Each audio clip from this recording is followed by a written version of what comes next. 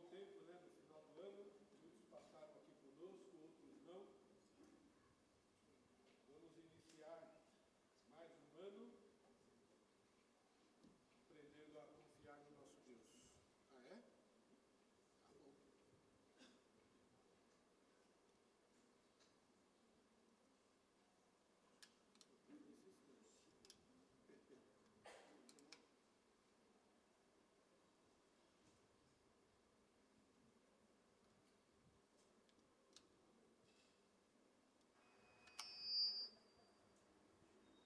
Tudo bem.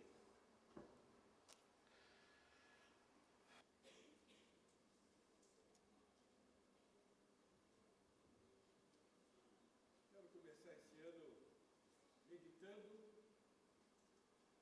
na pessoa mais... Tá bom. Vamos lá. Mão de povo, tranquilo. Fizeram o que puderam, fizeram o melhor. Tá tudo certo.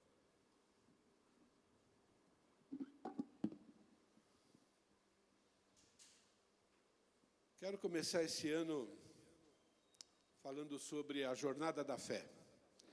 A jornada da fé é o nosso dia a dia, viu, gente? Nós estamos na jornada da fé, não é? Nós estamos aqui para conhecer a Deus, para aprender a andar com Ele, aprender a depender exclusivamente dEle. Como é difícil aprender a depender exclusivamente de Deus, não é? A gente sempre tem Deus e mais alguém, né? Deus e mais eu, Deus e mais... né? Mas temos que aprender isso. Então, nós vamos estudar a vida de o pai da fé, Abraão. Ok? Então, nós vamos estudar as experiências que Abraão teve com Deus, na qual, depois de muitos anos, Deus pediu para Abraão o seu Isaque, né? E ele já tinha experiência bastante com Deus para confiar e fazer o que Deus mandou. Mas, hoje, a gente vai começar pelo menos no capítulo 1. Eu não quero ir direto para Abraão, mas eu quero lembrar verdades básicas de Deus que estão em Gênesis capítulo 1. Eu tenho certeza que vai ser de grande valia para o nosso crescimento espiritual. Para a maioria não é novidade o que nós vamos ler, o que nós vamos falar hoje, mas sabemos que também temos pessoas que ainda são bebês na fé, andando conosco e aprendendo sobre o nosso Deus. Então, antes disso, vamos orar. Querido Deus, nós louvamos o Teu nome, agradecemos ao Senhor pela nossa vida, por aquilo que o Senhor nos tornou, graças ao sacrifício de Jesus, isso é, o Senhor nos tornou seus filhos, colocou no nosso coração o desejo de Te conhecer, e o Senhor se revelou a nós, através da Tua palavra, através da pessoa do Teu Filho, ó Pai querido, e o Senhor continua se revelando a nós, através da iluminação do Teu Santo Espírito, quando nós abrimos a Tua palavra, ó Pai, e quando esse mesmo Espírito Santo também nos orienta no nosso dia a dia. Queremos glorificar o Teu nome, queremos exaltar o Teu nome, queremos lembrar o quanto o Senhor é grande, o quanto o Senhor é poderoso, ó Pai querido, para que possamos aprender a vencer os nossos medos, as nossas preocupações, a nossa ansiedade, ó Pai querido, aprendendo a depender exclusivamente do Senhor. Nós pedimos, ó Pai querido, que o Senhor fale ao nosso coração. Só o Teu Santo Espírito, ó Pai querido, que tem esse poder, ó Pai, de falar ao nosso coração e de nos moldar pela Tua palavra. E eu peço a Tua ajuda, em nome de Jesus. Amém. Conhecendo a Deus, para andar com Ele e aprendendo a depender exclusivamente dEle. Em Gênesis, começa o primeiro livro da Bíblia apresentando Deus para nós. E apresenta Deus de maneira muito poderosa. Talvez, capítulo 1 de Gênesis é o livro mais lido por todos os cristãos, não é? Aqueles que fazem o voto de ler a Bíblia toda, num ano, com certeza consegue ler Gênesis capítulo 1. Às vezes não chega até o final, né? Mas Gênesis capítulo 1, certamente é o capítulo mais lido pelos cristãos. Então, temos um grande desafio aqui, né? Falar algo que todo mundo já leu muitas vezes. No princípio, criou Deus os céus e a terra, porém, estava sem forma e vazia, havia trevas sobre a face do abismo, e o Espírito de Deus pairava sobre as águas. Disse Deus, haja luz, e houve luz. Viu Deus que a luz era boa, fez separação entre a luz e as trevas, e chamou Deus a luz dia e as trevas noite. Houve tarde e manhã do primeiro dia.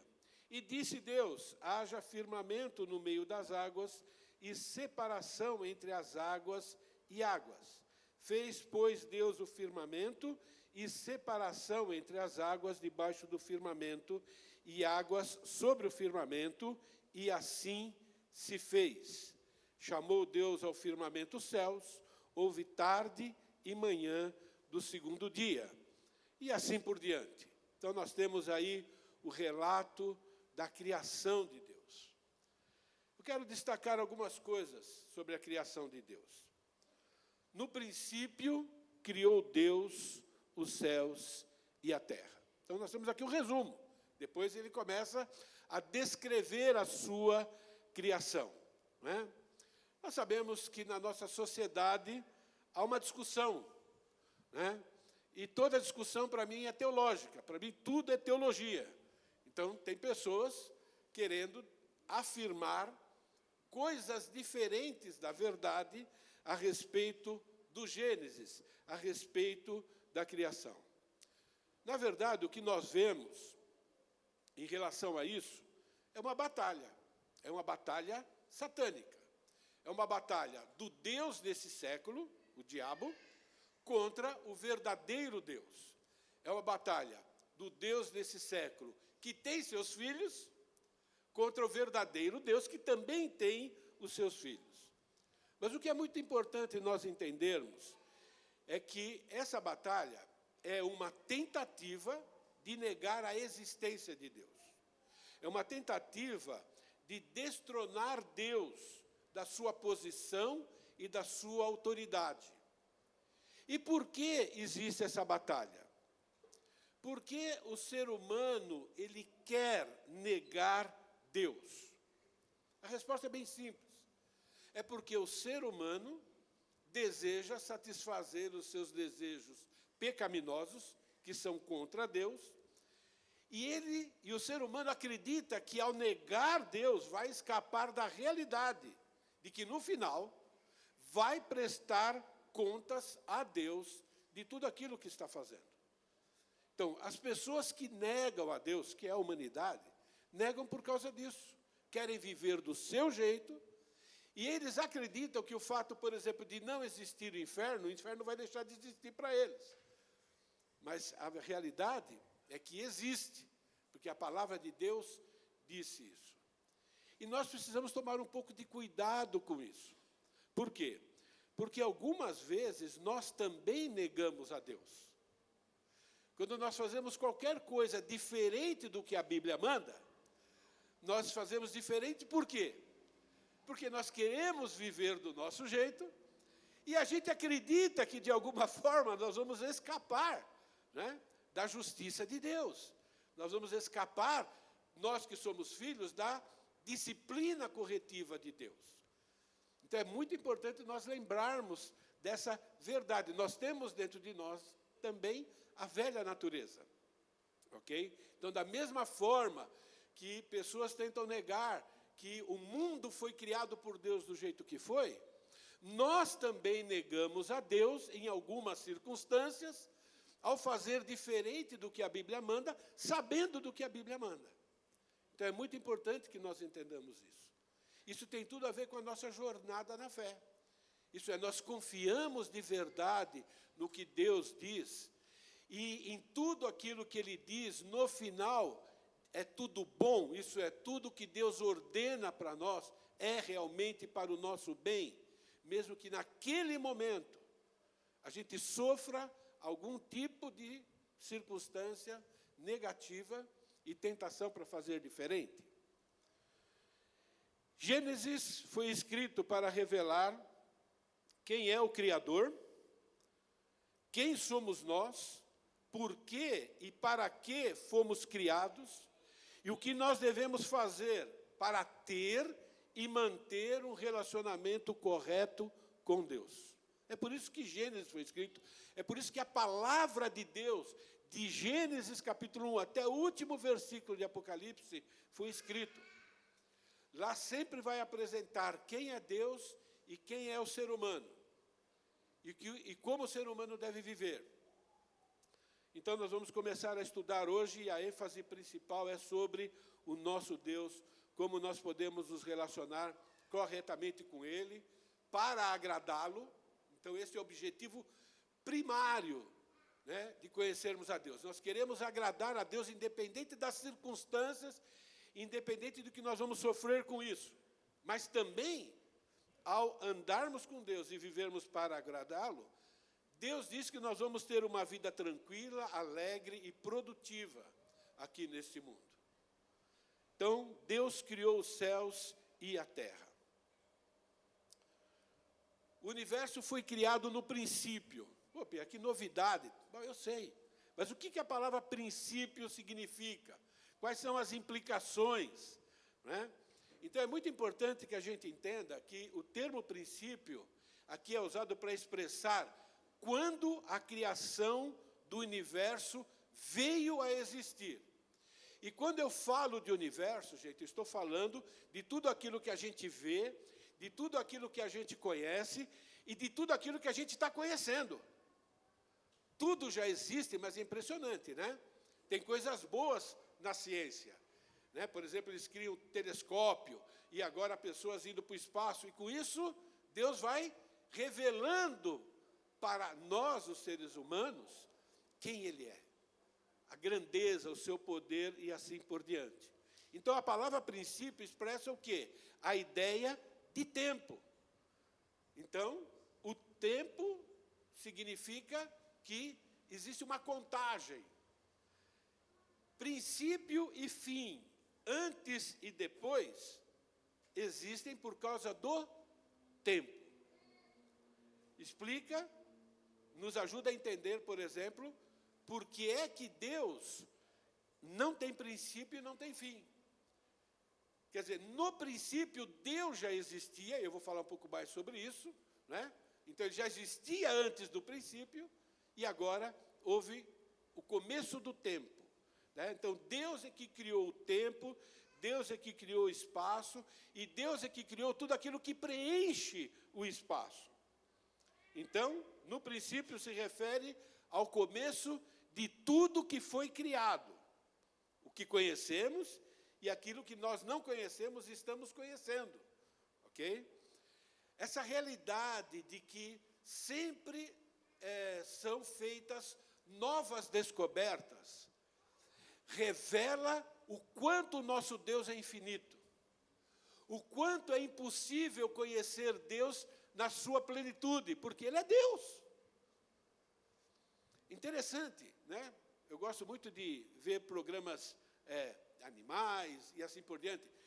É impressionante como todos os anos se descobrem novas espécies, que sempre estiveram lá.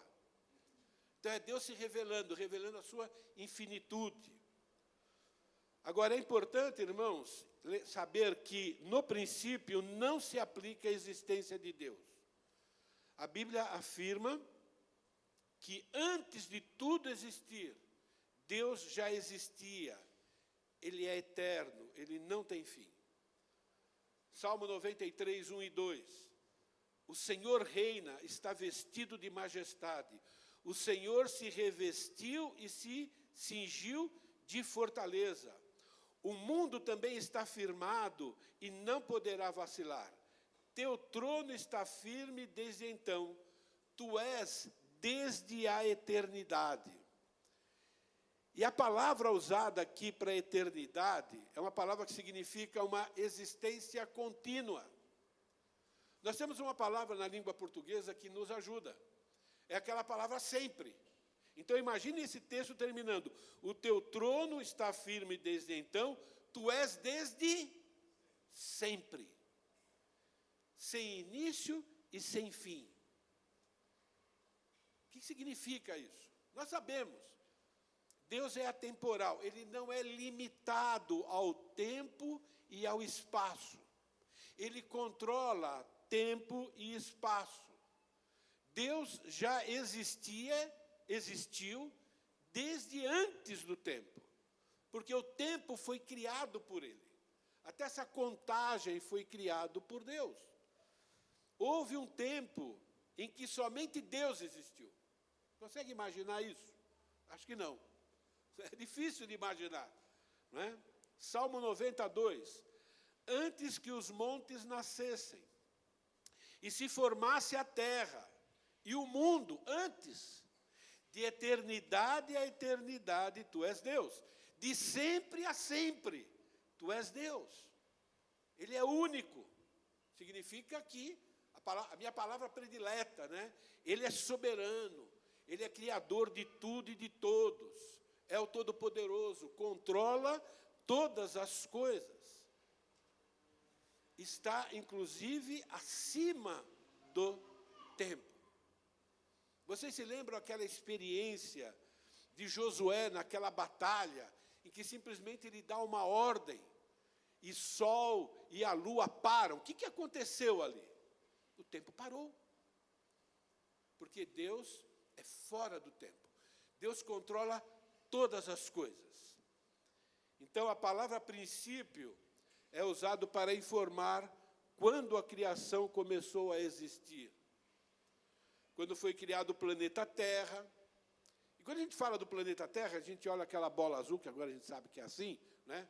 Mas você consegue imaginar todos os elementos do planeta Terra? Todos os minerais preciosos, tudo que o homem usa, né, para o bem e para o mal, né, o valor do ouro, o valor da platina, o valor do barro, né, para construir casas e assim por diante, né? Tudo foi criado por Ele. Os astros, estrelas, satélites, planetas, asteroides, tudo isso foi criado por Deus. Né? Flora, fauna, né? Essa flora, inclusive, não é? Mas tudo, a beleza, quando a gente consegue ver, né, a beleza da criação. E o ser humano, por último. Né? Então, o princípio é quando tudo aquilo que existe, que a gente consegue ver e que estamos aprendendo a descobrir, quando tudo começou a acontecer. O princípio significa quando foi criado os segundos, os minutos, as horas, as semanas, os meses e assim por diante. Tudo quando começou a ser contado.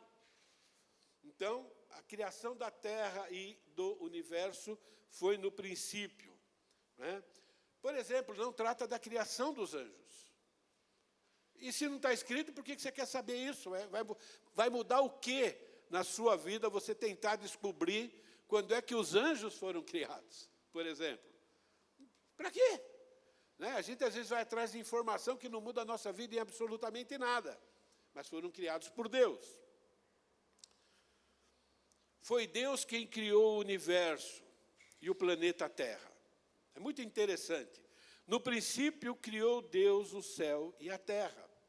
E a palavra Deus aqui é aquela palavra plural, Elohim. Então, a palavra Deus no hebraico é duas letrinhas. El. Ok? Mas aqui nós temos o plural. Por quê? O que esse plural nos ensina? Muita coisa. Mas a ênfase aqui é Deus, Deus. Isso é, Deus forte. A força de Deus, o poder de Deus.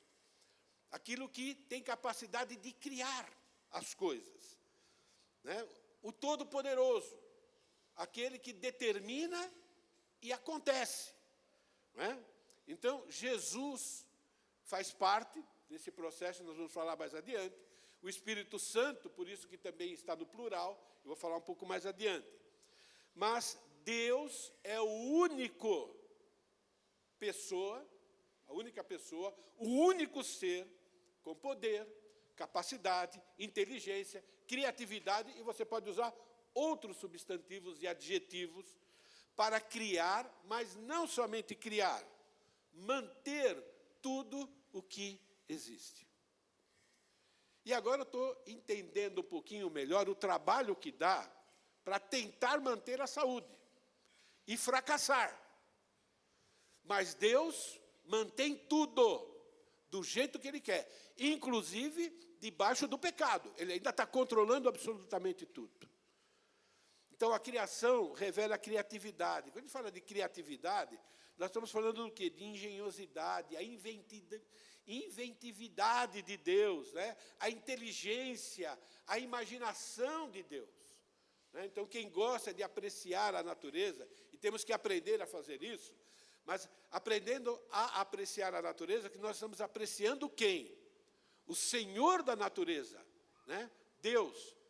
Vocês viram, a hora que vocês entraram ali, alguns estão entrando no carro aqui, né? Tem uma pitaia lá. Né? Bonita, aquela cor, e assim por diante. Né? Quando você para observar, né, a beleza da cor e assim por diante, criado por Deus. Né? Da imaginação de Deus, da inteligência de Deus. Né? As frutas que nós comemos, né? Cada uma com sabor diferente. Mesmo num mundo amaldiçoado pelo pecado, olha como Deus é misericordioso e como é que Ele sustenta todas essas coisas. Não nos enganemos, o diabo veio para roubar, matar e destruir. Esse mundo existe porque Deus está sustentando, porque se dependesse só do diabo, já estaria tudo, já seria um inferno aqui. Então veja o poder de Deus de manter todas essas coisas, de manter você respirando e te capacitando a fazer aquilo que você precisa fazer. Mas Ele não é só criativo, né? Ele é o Criador. Ele produziu todos os elementos de tudo que existe.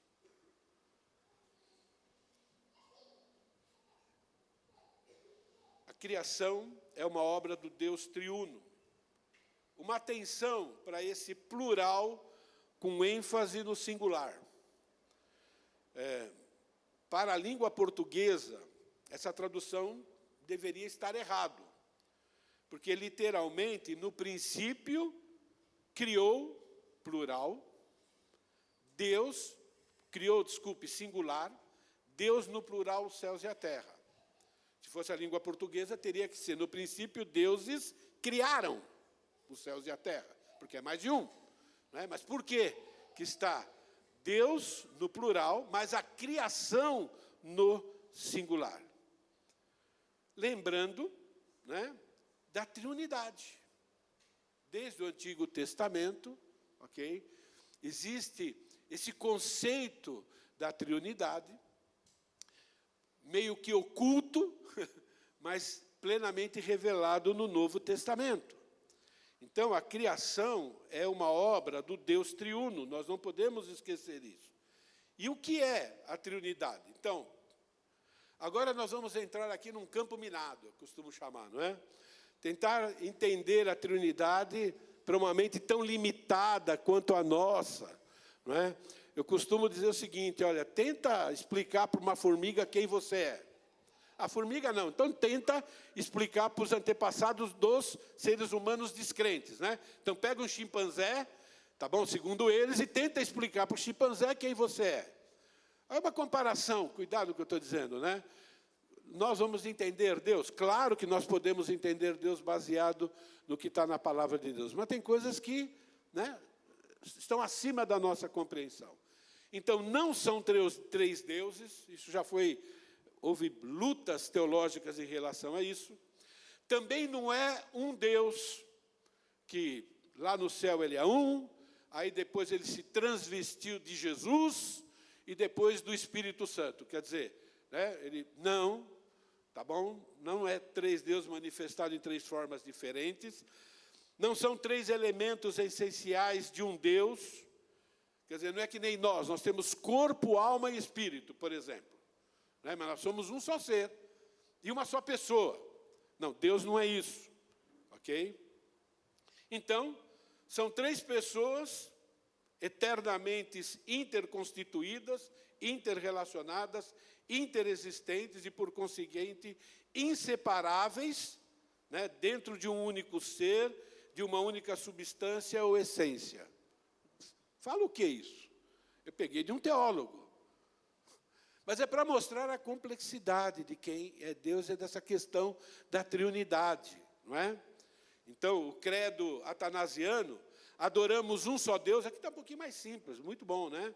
Em trindade, uma trindade em unidade, não confundindo as pessoas, nem dividindo a substância. Então, isso é bom, né? Não podemos confundir Pai, Filho e Espírito Santo. São três pessoas distintas, ok?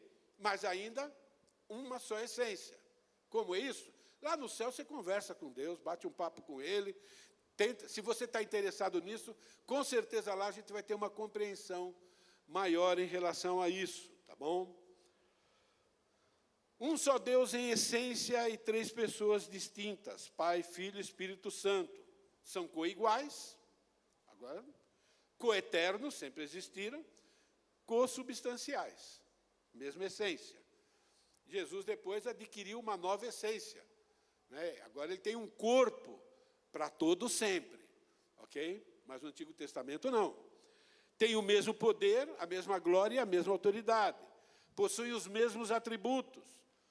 Executam ofícios diferentes. E o Novo Testamento deixa isso mais claro, mas de forma harmoniosa. Mas por que eu trouxe esse assunto aqui, né, de maneira bem resumida? Bom, para lembrar, irmãos, que na criação nós temos essa participação tripla de forma harmoniosa. No Antigo Testamento, de maneira menos clara, o papel de cada um, mas com a ajuda do Novo Testamento, nós temos uma ideia melhor. Então, o Pai pode ser chamado do arquiteto da criação. Isaías 45, 18. Porque assim diz o Senhor, e aqui é aquele termo, o nome de Deus impronunciável, né? Que criou os céus, o Deus que formou a terra, que a fez e a estabeleceu, que não criou para ser um caos, mas para ser habitada, eu, o Senhor, não há outro. Então, a presença do Deus Pai. A presença do Deus Espírito é mais claro, né? Em Gênesis capítulo 2. E o Espírito de Deus pairava sobre as águas. Então, nós temos um envolvimento direto do Espírito Santo. E no Novo Testamento, nós vemos Jesus, a terceira pessoa da Trindade, também participando, né? No princípio era o Verbo, e aqui começa a mostrar o poder de Deus através da sua palavra. Eu quero falar mais um pouco disso adiante, né? No princípio era o Verbo, e o Verbo estava com Deus, e o Verbo era Deus, estava no princípio com Deus, todas as coisas foram feitas por intermédio dele, e sem ele nada do que foi feito se fez. Só para lembrar, a criação é uma obra unicamente divina, sem nenhum tipo de auxílio externo, somente Deus e mais ninguém. Deus criou os céus e a terra de forma imediata, e aqui é muito importante, né? Esse termo, Deus criou, aquele termo bará, né?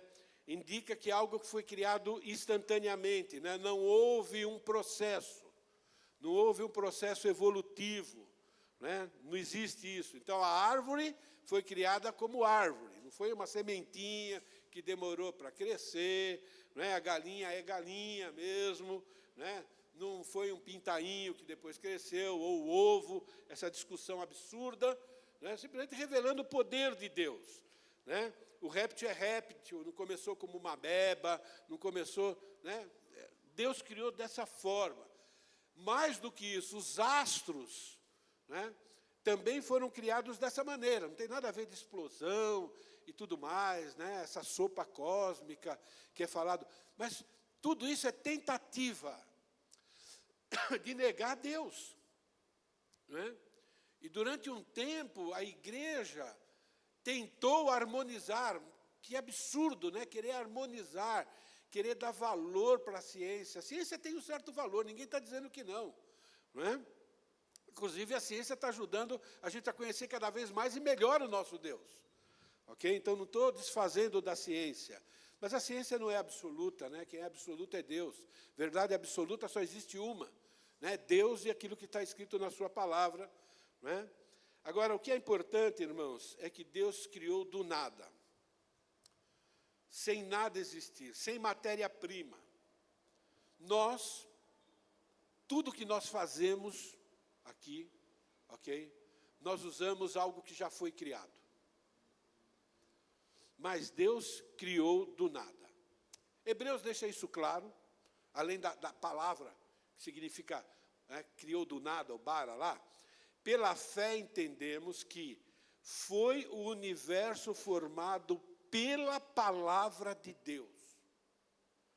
De maneira que o visível veio a existir de coisas que não aparecem.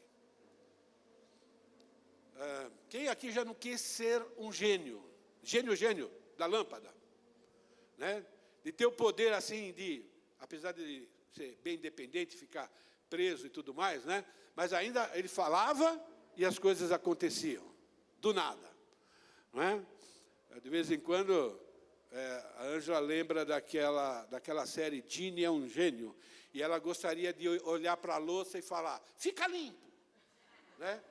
Mas ela não tem poder para... Vocês conseguem, gente, imaginar o quanto de poder Deus tem, que basta Ele falar e acontece?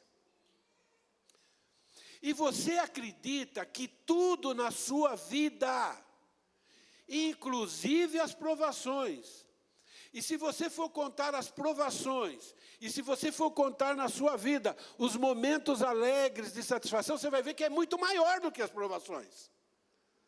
E é tudo porque Deus falou. Significa que Ele está controlando tudo.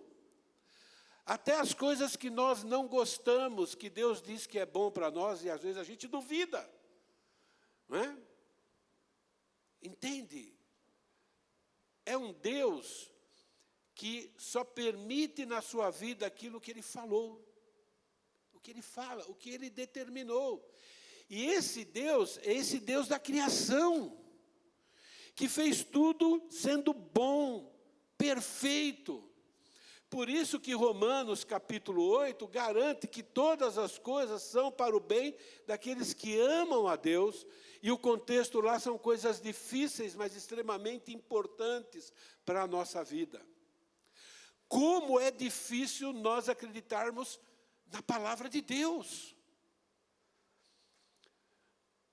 Nós falamos com a nossa mente, com o nosso coração, e acreditamos que Deus criou tudo pela sua palavra. Mas nós não acreditamos na palavra no nosso dia a dia, na sua plenitude.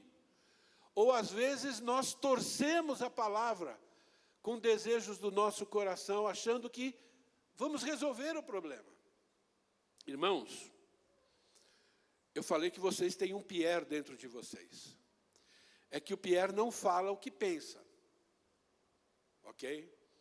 Mas aquela carreta, no ano novo, quantas vezes eu falei, eu queria rasgar os pneus daquela carreta. Não. Entende o que eu quero dizer? E no meu conceito, a pessoa merece. Agora, imagine Deus fazendo com você tudo o que você merece. Aí eu tinha que lembrar, pagar o mal com o bem. Mas a minha luta foi, irmãos, alguns minutos, e depois voltava o pensamento. Mas como é que pode deixar aquilo lá de novo? Entende? Nós não acreditamos que, em relação aos descrentes, em relação aos crentes também, temos que pagar o mal com o bem. A gente não acredita que funciona. Por isso que nos nos relacionamentos conjugais tem tanto problema. Porque a gente tem dificuldade de seguir as instruções, né? De amar independente das circunstâncias, de tratar bem, né? Mesmo quando a gente né? Já sabe, entende? Nós, muitas vezes, estamos agindo como os descrentes em relação a Deus. porque nós não acreditamos de verdade na sua plenitude e em todos os contextos da vida, que a palavra de Deus é que sustenta e que garante o que Deus quer para nós. Esse versículo afirma que Deus criou, Ele é soberano, poderoso, né, com uma simples ordem de comando. Não dá para fazer todas as aplicações aqui. Algumas. Assim como Deus é criador, sustentador de toda a sua criação, Ele também criou o plano redentivo, que nós vamos celebrar a ceia do Senhor. Vocês conhecem várias religiões, todo mundo tentando arrumar um jeito de chegar no céu para quem acredita, ou para quem acredita numa vida depois da morte do seu próprio jeito. Não é? Todo ser humano, né, quer ser Deus, mas o plano redentor foi criado por Deus. O trino Deus é quem nos salva, e não somente quem nos salva, quem nos mantém salvos, do mesmo jeito que Deus mantém toda a criação, Ele também nos mantém salvos do pecado e das terríveis consequências eternas do pecado. O que está escrito, o que Deus escreveu, o que Deus falou, é a verdade sobre como nós devemos viver aqui, mas também como chegar no céu. Então, ao celebrar a ceia do Senhor, lembre-se de que o plano redentor depende exclusivamente de Deus, sem auxílio nenhum ser humano, exceto do Deus homem. No plano redentor, Deus é o Pai. Não somente no plano redentor, mas em toda a nossa vida. Né? Nós estamos sendo redimidos dia a dia e já fomos redimidos eternamente. Deus é o Pai que cuida, Deus é o Pai que supre, é o Pai que educa, é o Pai que perdoa e é o Pai que disciplina. A oração do Pai Nosso fala isso claramente. Jesus ensinou isso. Né? Falem também com o Pai. Pai nosso que estais no céu, santificado seja o seu nome. É o que nós estamos fazendo aqui, nós estamos falando sobre Deus. Estamos exaltando a pessoa de Deus. Né?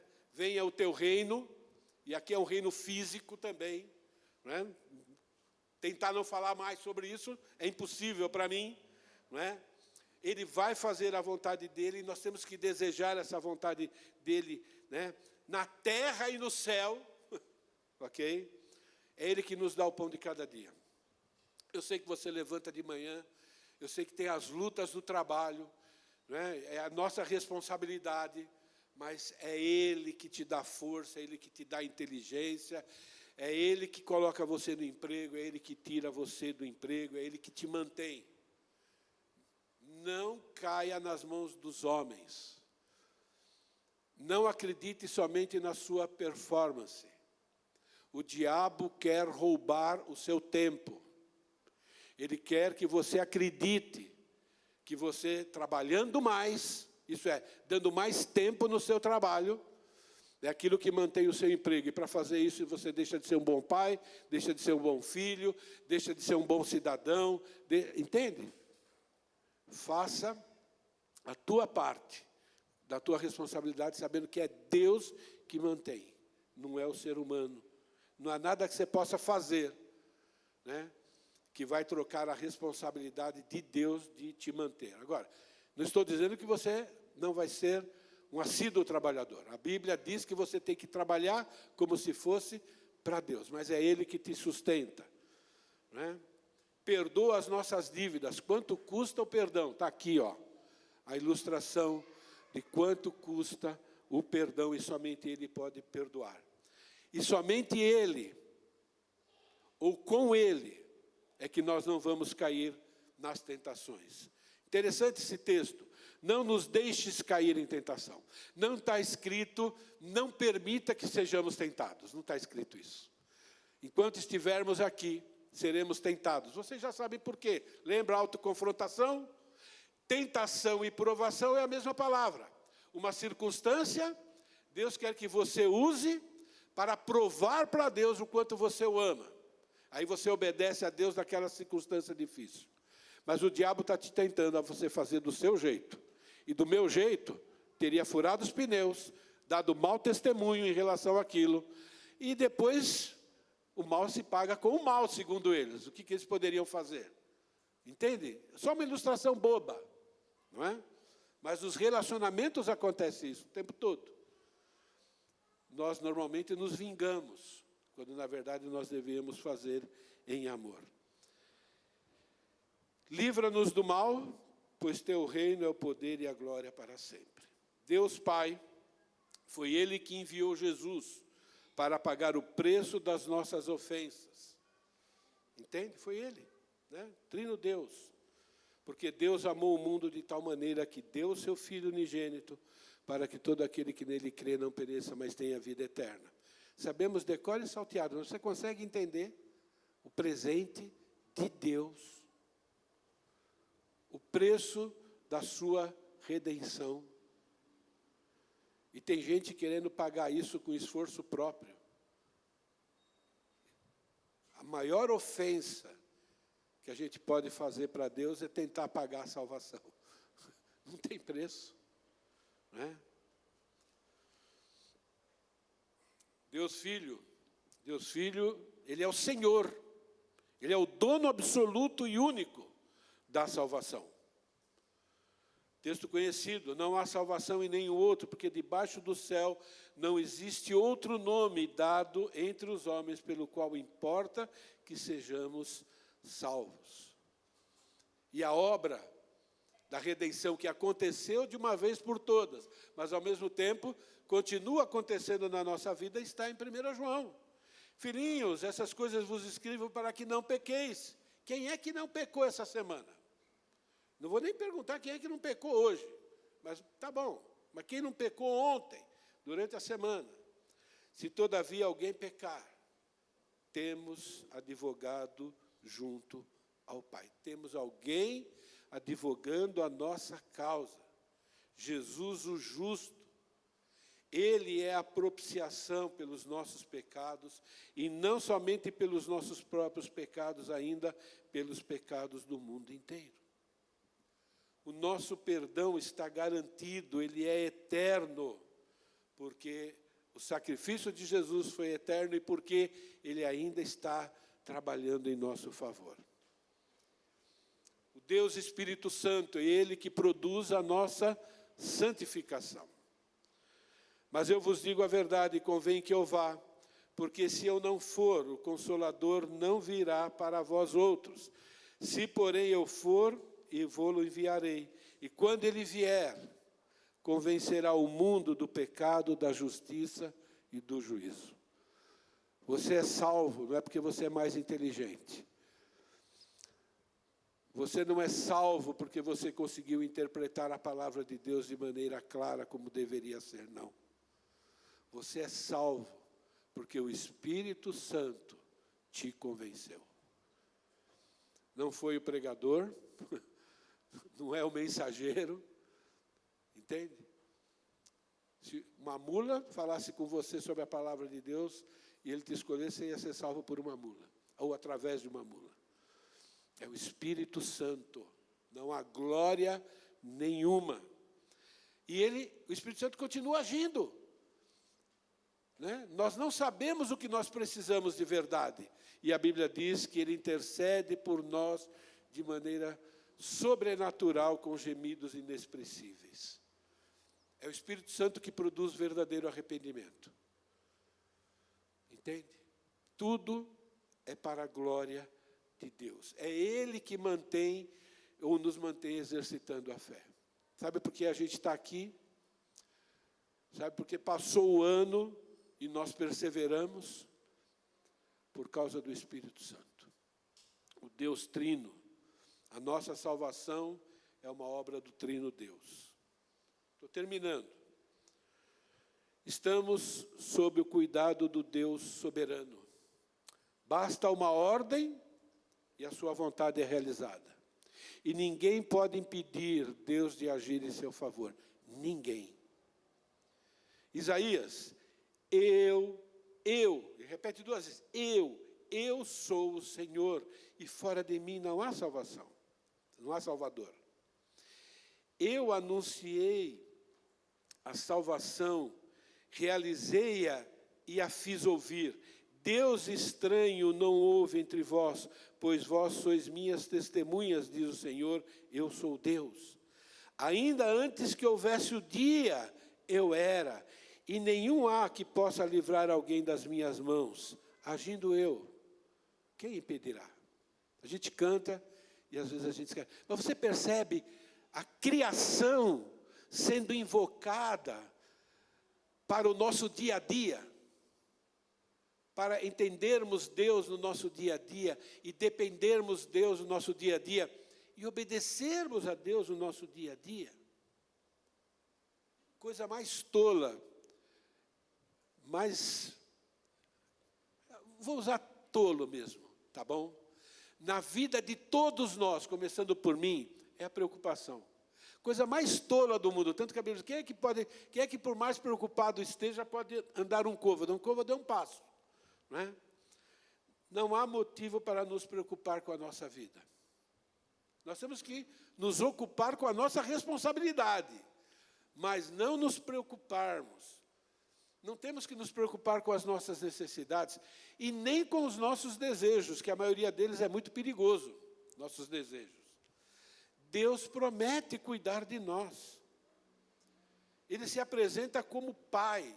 Inclusive, num dos salmos, ele se apresenta como Pai dos órfãos e juiz das viúvas, mostrando que ele cuida de cada ser de maneira perfeita, individualmente. E como nós devemos aprender a depender dele, e mais do que isso, descansar nele. Estamos sob os cuidados do Deus excelente, do Deus perfeito, de tudo o que faz é bom, tudo o que Ele fez, tudo o que Ele determina na nossa vida é excelente, até as coisas que nós não queremos. Deus sempre visa e vai continuar visando o melhor para a nossa vida. Irmãos, tudo que foi criado, o planeta Terra toda foi criado, sabe por quê? Para que Deus pudesse demonstrar o seu amor para com a sua criação. Foi criado para o homem, e o homem não é o centro é Deus. Para que o homem possa glorificar a Deus. Você entende que tudo isso foi criado por causa do ser humano, para o ser humano? Para aprender a desfrutar de Deus e depender de Deus. Jeremias, eu sei que pensamentos tenho a vosso respeito, diz o Senhor, pensamentos de paz e não de mal, para vos dar o fim que desejais. Aquilo que você mais deseja, que é lícito, Deus está dizendo, eu vou te dar. Você não tem o que se preocupar. Né? Temos que nos ocupar com a nossa responsabilidade. Fé inclui, estamos falando da jornada da fé, a certeza das excelentes intenções de Deus, em cada conselho, em cada ordem ou permissão. Falou não, Deus falou não, não faz. Não cria, não usa a sua lógica, você vai estragar tudo. Entende? De novo, a minha lógica era botar fogo naquele caminhão. Eu sou perverso, irmãos. Entende? Tem que voltar para a palavra de Deus. Né? E tem coisas piores, que às vezes eu tenho vontade de fazer com pessoas que fazem contra mim. Entende? Ainda que o pecador faça o mal 100 vezes, e os dias se prolonguem, eu sei com certeza que bem sucede aos que temem a Deus. A gente vive num mundo nojento. Mas essa promessa é para nós. Temos que aprender a temer, a honrar, a respeitar e ter medo de pecar contra Deus. Temos que ter. Mas o perverso não irá bem, nem prolongará os seus dias. Será como a sombra, visto que não teme diante de Deus. Porque o Senhor, Deus é sol e escudo. O Senhor dá graça e glória, nenhum bem sonega aos que andam retamente. O Senhor dos exércitos, feliz o homem que em ti confia. Um Deus que deu ordem e tudo acontece. Esse Deus é o seu Deus e é o meu Deus. Eu não sei o que virá em 2025, mas uma coisa eu sei. Temos um Deus que é Pai. Temos um Deus que cuida de nós. Temos um Deus que vai nos disciplinar quando a gente brincar com o pecado, porque Ele também nos ama. Por isso tudo, o nosso Deus deve ser adorado, exaltado e obedecido. A jornada da fé se resume em conhecer Deus, para andar com Ele, dependendo exclusivamente dEle, o glorificando como único Deus e desfrutar do seu cuidado. Nós vamos celebrar a ceia do Senhor agora. Lembre-se desse Deus e disso tudo. O Rômulo está se despedindo da gente. Então o Rômulo vai celebrar a nossa primeira ceia e a sua última ceia com a gente, pelo menos esse ano. Não é? Então, Rômulo, assuma.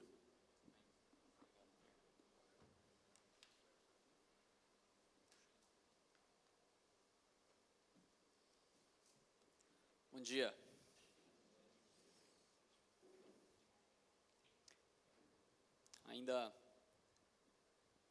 Primeiro eu queria agradecer ao Pierre pelo privilégio, tá bom?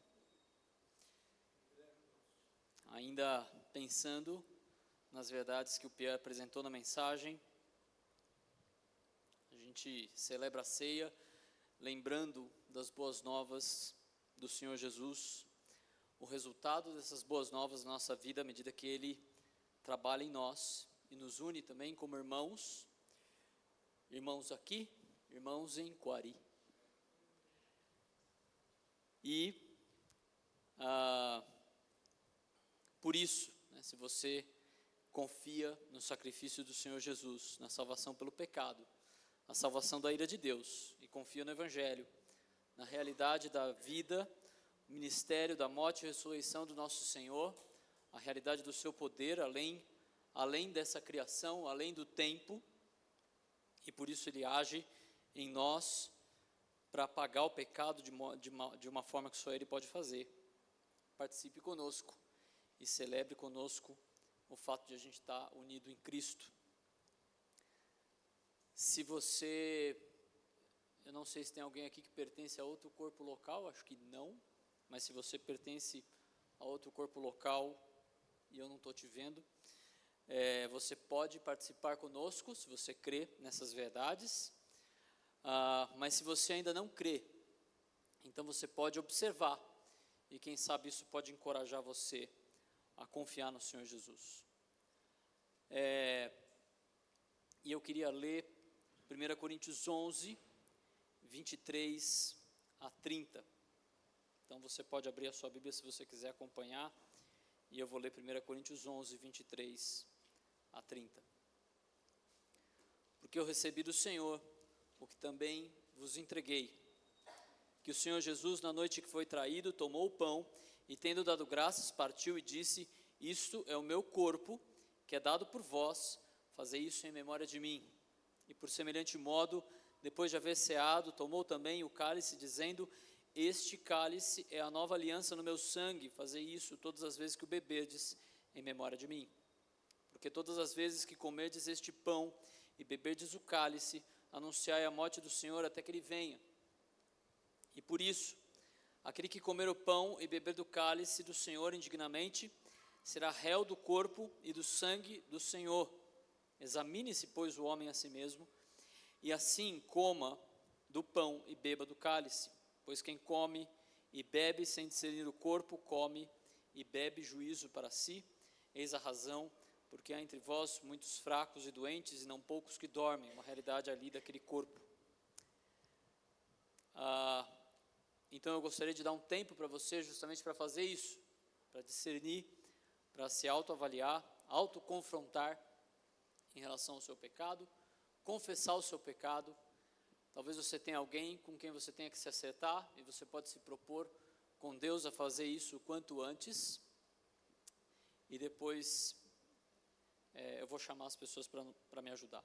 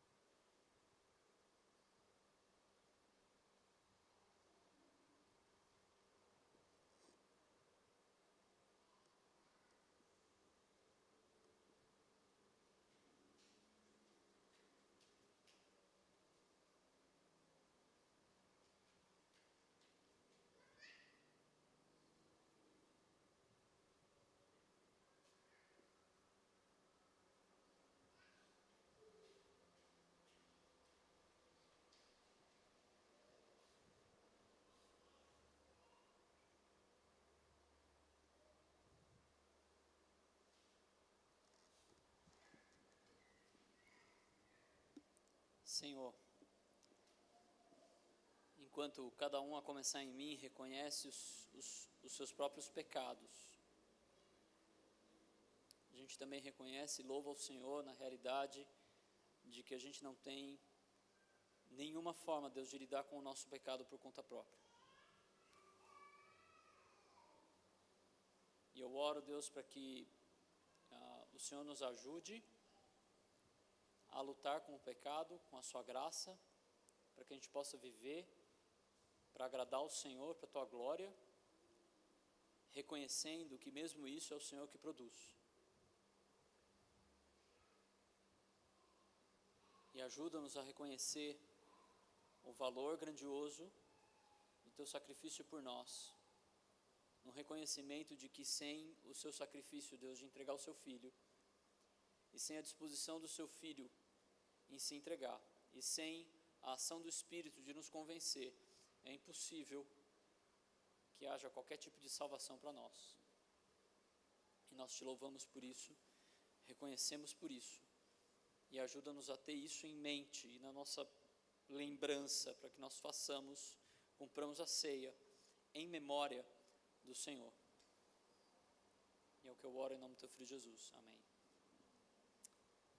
Eu queria chamar aqui o meu pai, o Luke, o Rafael Mendes e o Mica, para ajudar a distribuir os elementos da ceia.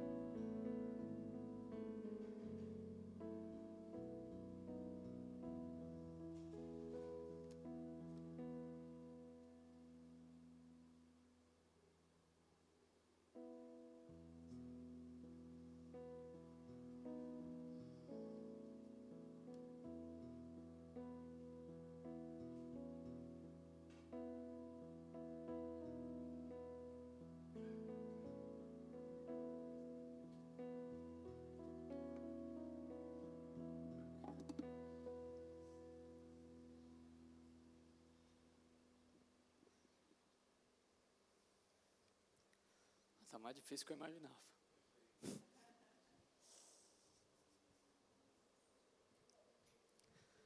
Alguém gostaria de participar e não recebeu?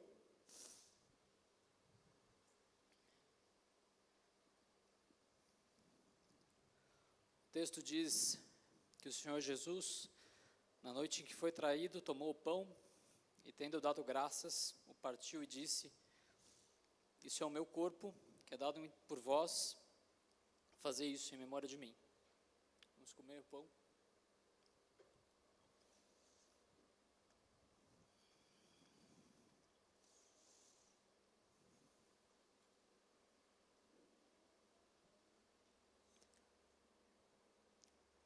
Por semelhante modo, depois de haver ceado, tomou também o cálice, dizendo: esse cálice é a nova aliança no meu sangue, fazei isso todas as vezes que o beberdes, em memória de mim. Vamos tomar o cálice.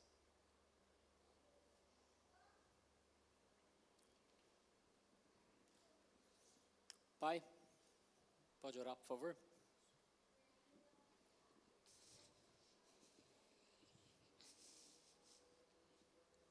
Senhor Deus e Pai, a gente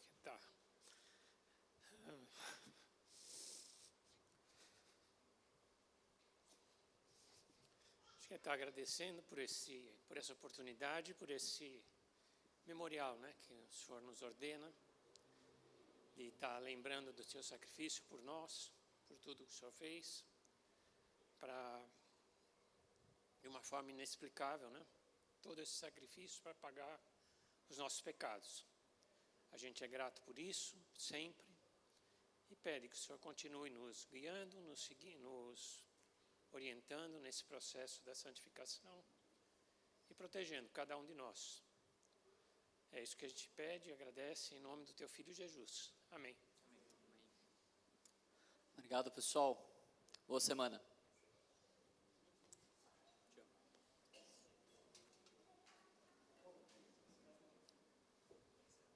Então, mais uma